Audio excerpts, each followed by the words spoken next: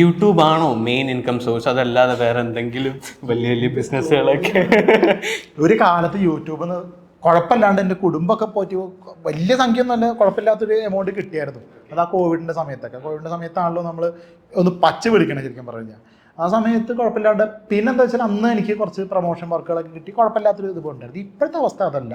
ഇപ്പം എന്ന് പറഞ്ഞാൽ മൊത്തത്തിൽ യൂട്യൂബ് ആൾക്കാർക്ക് ഇപ്പം നേരമില്ലല്ലോ, ഇപ്പോൾ ഈ യൂട്യൂബ് മൊത്തം കണ്ടുകൊണ്ടിരിക്കുക എന്നുള്ളത്. അപ്പോൾ അതിൻ്റെ ഒരു പ്രയാസം മൊത്തത്തിൽ ചാനലിനെ ബാധിച്ചിട്ടുണ്ട്. പിന്നെ അത് മാത്രമല്ല, ഞാൻ വീഡിയോസ് ഇടുന്നത് കുറച്ച് കുറവാണ്. അത് വേറെ ഒന്നും കൊണ്ടല്ല കേട്ടോ, നമുക്ക് മടി. അപ്പോൾ പച്ചയ്ക്ക് പറയില്ല, അത് അവളിലേക്ക് ഞാൻ വരാം, മടിയുണ്ട്. പിന്നെ വേറെ കുഞ്ഞു കുഞ്ഞു വർക്ക്, ഞാൻ ഒരു വർക്ക് കിട്ടിക്കഴിഞ്ഞാൽ പിന്നെ അത് തല വായിച്ചുകൊണ്ട് അങ്ങനെ ഇരിക്കും. അപ്പോൾ പിന്നെ ചാനൽ നമ്മുടേതായതുകൊണ്ടേ അതാണ് പ്രശ്നം. അതാ പ്രശ്നം. നമ്മുടെ സാധനമായിട്ട് നമുക്ക് മാറ്റി വെക്കാം. മറ്റേത് അങ്ങനെയല്ല. മറ്റേത് വേറെ ആൾക്കാരാണെന്നുണ്ടെങ്കിൽ ആ ഉത്തരവാദിത്തം നമുക്ക് കൂടും. അങ്ങനെ കുറച്ച് ഒരു വള്ളി പൊട്ടിയ ചിന്താഗതി ഉണ്ട്, അതാണ് പ്രശ്നം. അതെ, ഞാനും ഒരു വർഷമായി വീഡിയോ ഇട്ടിട്ട്.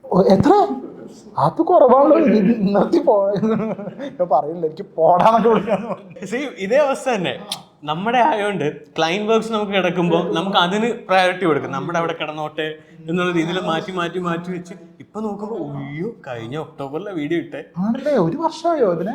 അയ്യോ. അതേപോലെ തന്നെ ഇൻസ്റ്റയിൽ ഒന്നും ഇടാറില്ല. ഞാൻ ഇൻസ്റ്റയിൽ മാത്രം ആക്റ്റീവായി പോകും. ഞാൻ ഇൻസ്റ്റയിലും ആക്റ്റീവ് അല്ല. ഇത് ഓരോരോ മാറ്റിയെടുക്കണം. ചില വർക്കൊക്കെ തീരുമ്പോൾ